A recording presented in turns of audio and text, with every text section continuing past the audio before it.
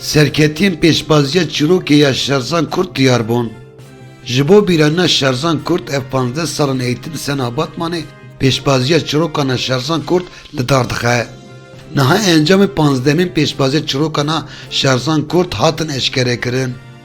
Li gor daxwînê eğitim sena Batmanê di beşa Kurdî de Rêvan Saîd bi çîroka xwe ya bi navê te jiyanek nehat dîtin bi serketiye. Di beşa Tirkî de jî İhsan Tuzun bi çîroka xwe Reşik Hüseyin bi serketiye. Jûriyên îsal di beşa Kurdî de Ahmet Şekûjiyan, İbrahim Ronîzer, Rûbar Alî, Evdal Baqî û Omer Kurt endamên jûriyê bûn.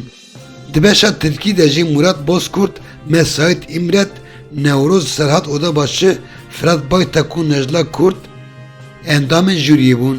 Şerzan Kurt li Muğlaya Tirkiyeyê xwendekarê zanîngeha Muğlayê bû. Roja 12 Gulana 2010 hat qetilkirin.